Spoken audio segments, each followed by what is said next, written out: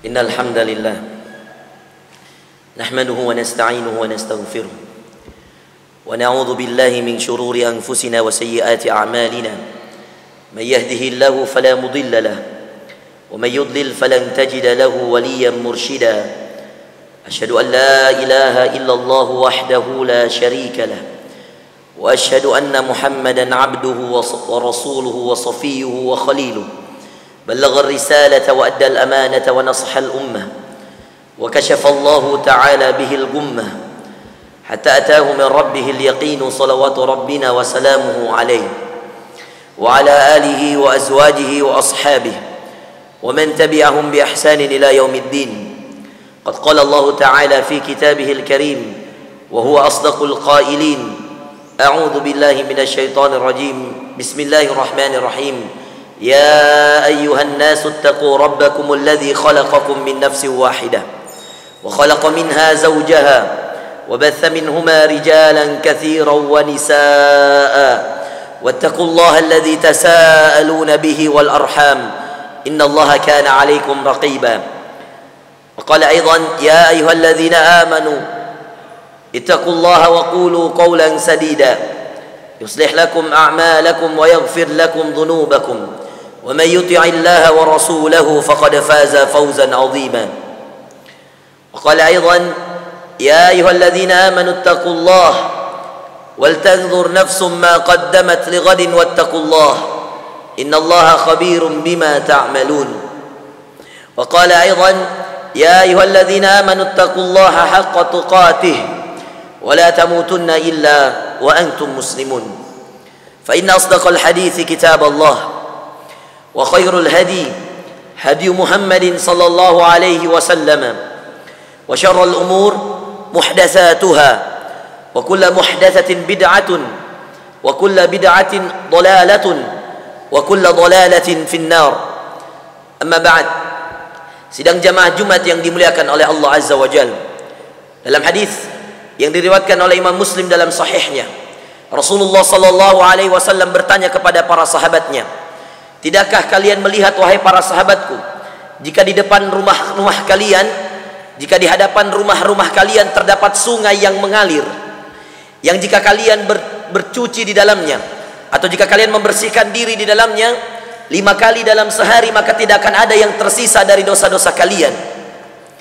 Lalu kemudian para sahabat mengatakan, "Ya Rasulullah sallallahu alaihi wasallam, bukankah ketika kita membersihkannya masih ada yang tersisa di antaranya?" Lalu Rasulullah sallallahu alaihi wasallam menegaskan kembali, "Bukankah jika kalian membersihkannya 5 kali dalam sehari, tidak akan ada yang tersisa dari kotoran-kotoran yang melengket di badan kalian?" Lalu kemudian para sahabat menganggukkan kepalanya. Lalu kemudian Rasulullah sallallahu alaihi wasallam menjelaskan, demikianlah dengan salat 5 waktu yang dilakukan oleh setiap hamba dengan sempurna, dengan cara yang baik, dengan tatanan yang baik, maka tidak akan ada yang tersisa dari dosa-dosa yang melengket pada jiwa-jiwa mereka. As-salawatul khams, kata Rasulullah dalam hadisnya, salat kita yang 5 waktu membersihkan kita dari dosa-dosa tersebut.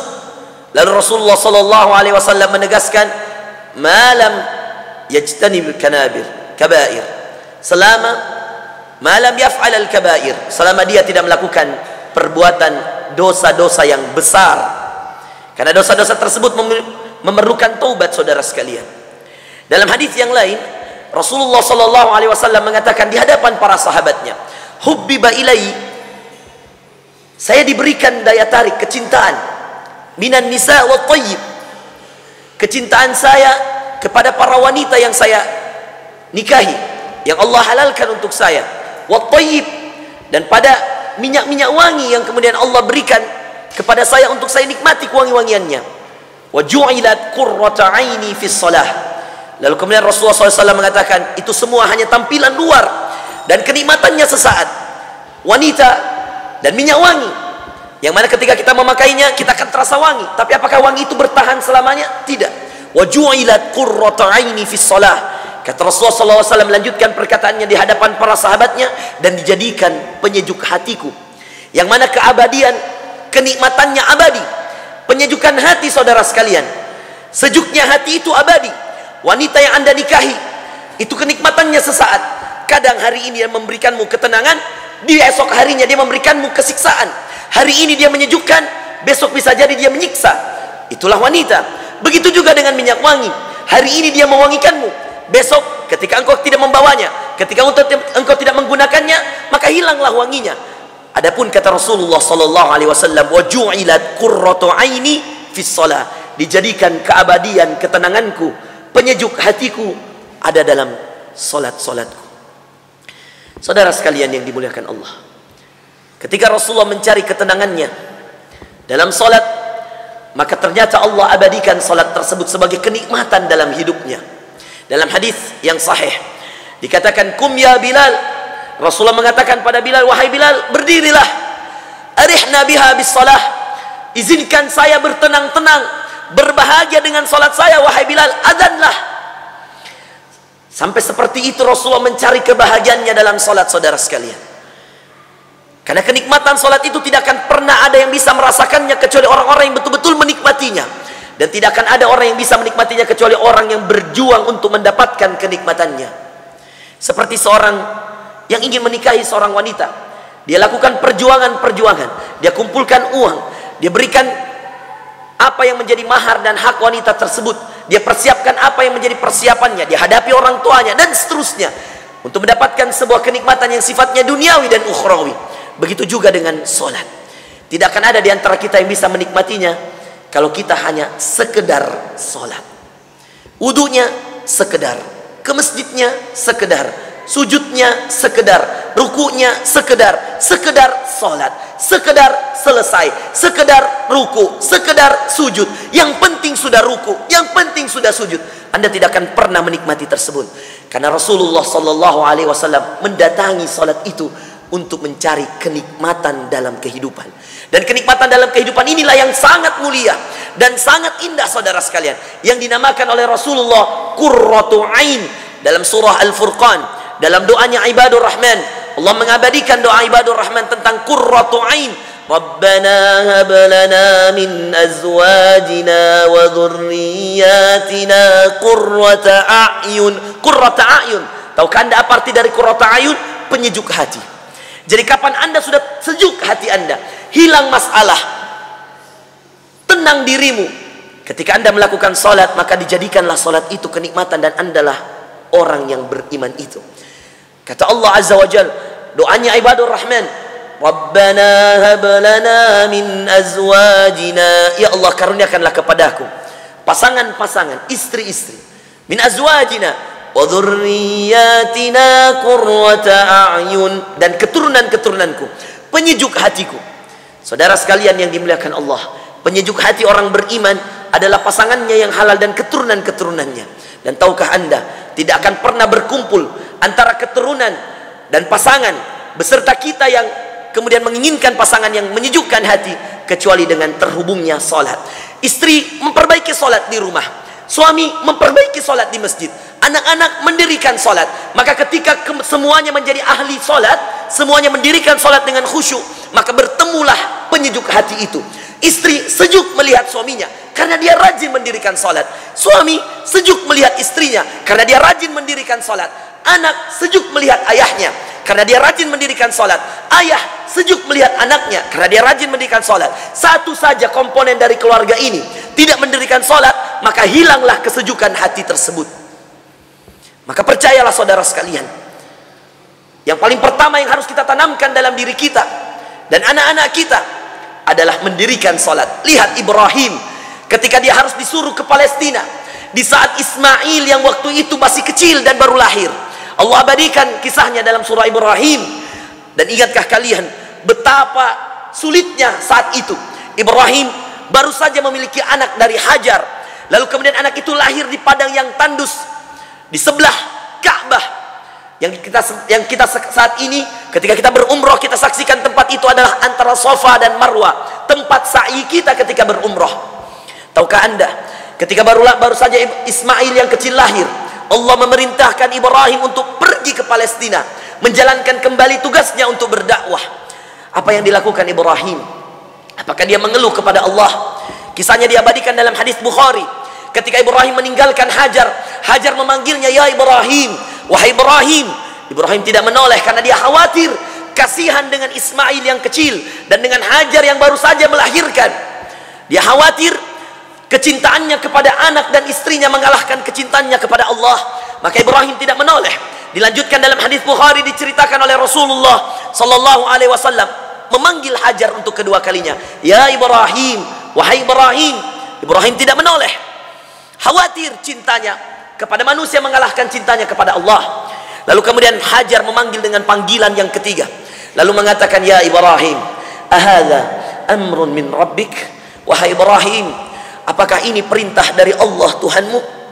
Ibrahim yang ketika mendengar perkataan Hajar tersebut berhenti lalu menolehkan badannya dan menjawab, na'am, hadza amrun min rabbi. Iya, ini adalah perintah dari Allah Tuhanku. Apa kata Hajar, wanita salehah yang sangat sempurna keimanannya ini, saudara sekalian? Kata Hajar, idzan la yudayyi'ana. Pergilah wahai Ibrahim. Kalau begitu tidak mungkin Allah menyia-nyiakan kami di sini. Pergilah Ibrahim dengan keadaan sedih dan bertahanlah Hajar dan Ismail yang masih kecil waktu itu dalam keadaan sedih. Tetapi Hajar sangat tangguh. Namun apa hikmah terbesar dari kisah ini, saudara sekalian? Tidak berhenti pada keimanan keduanya, tidak berhenti pada keyakinan keduanya. Apa yang diabadikan Allah dalam kisahnya, saudara sekalian? Ingat ketika Allah mengabadikan kisahnya dalam surah Ibrahim, Rabbana inni askantu min dzurriyyati. Ibrahim berdoa. Dalam perjalanan dia menangis dan meneteskan air mata meninggalkan orang yang dia sayangi, anak yang lama dia tunggu. Lama Ibrahim baru punya keturunan. Lama Ibrahim baru punya anak, sampai diabadikan doanya, Rabbi habli minas salihin, ya Allah karuniakan aku keturunan yang saleh. Dia takut, khawatir sepeninggalnya tidak ada yang melanjutkan dakwahnya. Apa doa yang Allah abadikan? Apa yang didoakan Ibrahim ketika kemudian dia pergi dengan kisah dalam Sahih Bukhari yang kami sampaikan tadi? Doanya Allah abadikan dalam Al-Quran, dan ini sungguh luar biasa, menceritakan kepada kita tentang dahsyatnya seorang anak yang saleh yang lahir dari seorang ibu yang solehah, yang mana ayahnya lah yang memulai kesolehan itu. Apa doanya, saudara sekalian?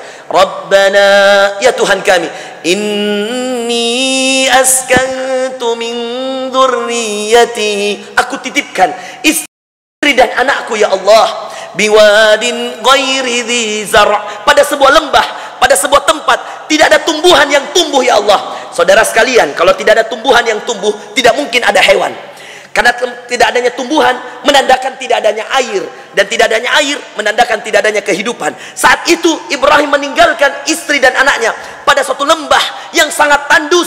Jangankan hewan untuk dimakan, air pun tidak ada. Tandanya tidak ada tumbuhan yang tumbuh.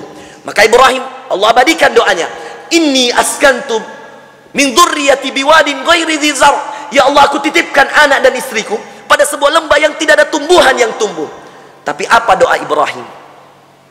Apa dia mengatakan, ya Allah, berikan airmu ya Allah. Yang saat ini Allah berikan, abadikan dengan mengatakan, dengan memberikan pada kita pengetahuan bahwa lahirlah, muncullah sebuah air yang sangat indah dan sangat jernih, lagi sangat bermanfaat bagi kaum muslimin di seluruh dunia ini. Air Zam-Zam yang muncul dari telapak kaki Ismail. Tapi apakah itu yang diminta oleh Ibrahim? Tidak. Ketika dia melanjutkan doanya, inni askantu min dzurriyyati biwadin ghairi dzi zar' 'inda baitikal muharram. Aku titipkan anakku ya Allah pada sebuah lembah yang tandus, tidak ada tumbuhan yang tumbuh, di sebelah baitikal muharram, di sebelah Ka'bahmu yang diharamkan. Apa kata Ibrahim? Inda baitikal muharrami rabbana liyuqimus salah. Ibrahim minta, bukan minta rumah untuk istri dan anaknya, bukan minta agar mereka diberikan makanan, bukan minta agar mereka dijaga oleh Allah dengan diberikan hewan-hewan untuk dimakan, bukan. Tapi apa kata Ibrahim yang saleh ini, seorang ayah yang saleh, yang dari keturunannya lahir nabi-nabi yang saleh, yang kemudian kalau kita menginginkan, andaikan kita dipilih, disuruh memilih, tentu kita semua akan memilih untuk menjadi seperti Ibrahim yang mempunyai istri yang saleh, anaknya saleh, keturunan-keturunannya saleh, cucu-cucunya saleh. Semua nabi turun dari Ibrahim, dari Ishak turun Yakub, turun Yusuf, turun Ayub, Musa, Daud, Harun, Ilyas, Ilyasa, Sulaiman, semuanya saudara sekalian. Dan dari Ismail turun Muhammad sallallahu alaihi wasallam. Tentu kita berharap anak kita, istri kita, dan semua keturunan-keturunan kita dijadikan orang yang saleh dan salehah. Dan lihat doanya orang saleh ketika meninggalkan istri dan anaknya, satu saja. Rabbana liyuqimus shalah. Hanya itu yang diminta Ibrahim, yang saat itu pergi meninggalkan istri dan anaknya dalam keadaan sedih. Rabbana liyuqimus shalah. Ya Allah, agar mereka mendirikan salat. Ya Allah, jadikan istriku mendirikan salat, jadikan anakku mendirikan salat. Ya Allah, Ibrahim tidak minta dibikinkan rumah untuk mereka. Ibrahim tidak minta dititipkan harta, diberikan makanan. Ibrahim mengatakan, Rabbana liyuqimus salat. Ya Allah, agar mereka mendirikan salat. Ajar mereka untuk mendirikan salat. Ya Allah, aku tidak melihat mereka. Ya Allah, izin aku titip mereka. Ya Allah, agar mereka mendirikan salat. Ketika kita suami keluar untuk mencari nafkah, doakan istrimu di rumah. Rabbana liyuqimus salat. Agar istriku ya Allah mendirikan salat dengan sebenar-benarnya di rumahku ya Allah, di tempat tinggalku ya Allah. Rabbana, agar anakku ya Allah. Rabbana liyuqimus salat. Ya Allah, agar anakku juga mendirikan salat. Karena kunci kebahagiaan, kunci rezeki itu ada pada tegaknya dan terdirinya salat-salat kita. Barakallahu li wa lakum fil Qur'anil azim wa nafa'ani wa iyyakum bima fihi minal ayati wa dzikril hakim. Aqulu ma tasma'un. Astaghfirullah li wa lakum wa lisairil muslimina min kulli dhanb. Astaghfiruhu fa innahu huwal barrul ghafurur rahim.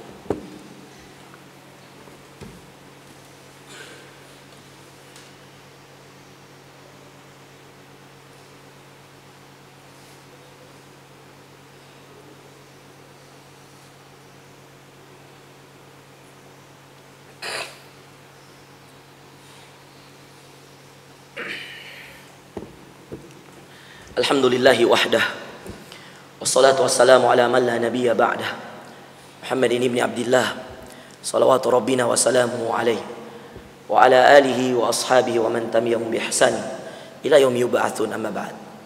Saudara sekalian, ketika kita ada pada khutbah pertama mempelajari tentang keutamaan salat, melihat bagaimana orang-orang saleh mendirikan rumah tangganya berbasiskan salat, melihat bagaimana Rasulullah menyelesaikan masalahnya dengan salat. Bahkan dalam hadis dikatakan, kana Nabi sallallahu alaihi wasallam idza hazabahu al-amr fazi'a ila shalah. Bahkan dalam sebuah hadis yang diabadikan dikatakan Rasulullah sallallahu alaihi wasallam, jika terdetik masalah di dalam hatinya, jika ada keresahan di dalam jiwanya, bersegeralah beliau untuk salat. Maka itu adalah menjadi solusi bagi orang-orang saleh terdahulu. Hari ini banyak orang-orang yang meninggalkan salat, maka kebahagiaan pun meninggalkan mereka. Banyak orang-orang yang meninggalkan salat, maka kesuksesan pun meninggalkan mereka. Banyak orang-orang yang meninggalkan salat, maka sakinah, mawaddah, warahmanya rumah tangga meninggalkan mereka. Karena dasar kebahagiaan itu salat, dasar kenikmatan dalam hidup itu salat, patokan kesuksesan itu salat, dan kebahagiaan abadi itu salat. Bukankah Rasulullah SAW mengatakan, awwalu ma yuhasabul abdu yaumal qiyamati as-salah? Yang paling pertama dihisab dari seorang hamba ketika dia mati dan masuk ke dalam kuburnya salat. Ketika baik salatnya, maka akan baik seluruh amalnya, amalan-amalannya. Dan ketika buruk salatnya, maka akan buruk seluruh amalan-amalannya. Maka di antara orang-orang yang menyesal di akhirat kelak adalah orang-orang yang meninggalkan salat. Maka salatlah sebelum Anda disalatkan, sebelum Anda mengetahui bagaimana pahitnya dan sedihnya ketika Anda berada di kuburan dan ditemani oleh orang yang berbau busuk, wanginya busuk, rupanya buruk. Ternyata itu adalah amalan-amalan burukmu, dan amalan-amalan burukmu itu tidak bisa tercegah karena engkau tidak mendirikan salat. Allah mengatakan, utlu ma uhiya ilaika minal kitab wa aqimis salah inna salata tanha 'anil fahsya'i wal munkar. Sesungguhnya amalan-amalan buruk itu tercegah, saudara sekalian. Tercegah hanya kita dari perbuatan zina, perbuatan bohong, meminum minuman keras, alkohol dan seterusnya. Itu karena salat kita baik. Maka ketika kita masih melakukan perbuatan dosa, cek yang pertama sekali salat kita. Sudah baikkah salat kita? Dan ingat saudara sekalian, setiap yang melalaikan salat dihadirkan nanti pada hari kiamat. Sebelum di hari kiamat, di alam barzakhnya, di kuburnya, makhluk yang buruk rupanya, bau badannya. Lalu kemudian dia datang lalu mengatakan, siapa Anda? Lalu dia mengatakan, saya adalah amalan burukmu. Saya adalah solatmu yang terlalaikan. Saya adalah kewajibanmu yang tidak tertuntaskan. Dan dia datang dalam keadaan buruk. Apakah Anda siap menemaninya? Apakah Anda siap hidup bersamanya dalam kuburan dalam waktu yang lama? Bukankah kita mengetahui bisa jadi usia kita, kata Rasulullah, 60-70 tahun saja, dan sedikit yang melampaui itu. Sedangkan kita dalam penantian di kuburan kita, lihatlah mana orang-orang yang terdahulu, mana mereka yang sudah mendahulu kita ribuan tahun yang lalu, mana mereka yang telah wafat ribuan tahun yang lalu. Mereka sekarang dalam masa penantiannya. Sungguh sangat menyedihkan kalau kita harus menantikan hari kebangkitan, hari kiamat kita bersama orang yang buruk rupanya, bau badannya, tidak nyaman kita bersamanya di dalam kubur kita. Dan itu diawali karena terlalaikannya solat-solat kita. Kita belum berbicara tentang solat sunnah, saudara sekalian. Kita baru berbicara tentang solat 5 waktu saja yang Anda seriusi, yang Anda perbaiki. Dan subhanallah, kalau benar solat 5 waktu, kalau baik solat 5 waktu, kalau khusyuk solat 5 waktu, maka saya jamin saudara sekalian, duhamu akan terlaksana dengan sendirinya. Tahajudmu akan terbangun dengan sendirinya. Solat-solat hajatmu, solat-solatmu yang lainnya akan terlaksana dengan sendirinya. Tidak perlu memaksakan diri. Tetapi ketika kualitas solat 5 waktumu baik, maka akan baik seluruh kualitas solat-solatmu yang lain. Tetapi percuma solat duhamu kalau solat subuhmu terlambat, kalau zuhurmu terlambat, kalau asarmu terlambat, kalau isyamu terlambat. Percuma kalau tidak ada kekhusyuan dalam setiap waktunya, tidak ada penjagaan dalam setiap waktunya. Karena Allah menjaga 2 orang yang kategorinya diabadikan dalam surah Al-Mu'minun. Qad aflahal mu'minun. Beruntunglah orang yang beriman. Alladzina hum fi salatihim khashi'un. Yang kalau dalam salatnya khusyuk. Maka syarat sahnya dan syarat untuk mengetahui sudah baikkah salat kita, khusyuknya yang pertama. Lalu kemudian Allah mengatakan dalam beberapa ayat setelahnya, walladzina hum ala salawatihim yuhafizun. Dan mereka yang pada waktu-waktu salatnya mereka menjaga. Maka 2 hal ini tidak bisa dipisahkan, antara kekhusyuan, khusyuk, fokus kepada Allah, dan yang kedua terjaganya waktu. Anda mau sholat subuh 5 jam sekalipun, kalau sholatnya sudah lewat waktu subuhnya, tidak akan diterima oleh Allah. Anda mau sholat sekhusyuk apapun sholat maghribnya, kalau Anda sholat di waktu isya, maka tidak akan diterima sholat maghribnya. Maka jagalah 2 hal ini dalam sholat.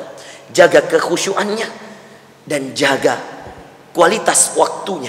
Datanglah sebelum waktunya. Sholat sunnahlah, ada qobliyahnya, laksanakanlah ba'diyahnya. Perbaiki salatmu, khusyuklah dengan salatmu. Bahkan diantara tips khusyuknya salat yang Rasulullah SAW abadikan dalam sebuah kegiatan bersama para sahabatnya. Ketika beliau memimpin salat, beliau membalikkan badan seraya meluruskan shaf para sahabatnya. Stau wa'tadilu, luruskan, rapatkan. Lalu kemudian Rasulullah SAW mengingatkan, sallu salatal muwaddi'. Wahai sahabatku, salatlah kalian sebagaimana salatnya orang yang mau berpisah dari dunia ini.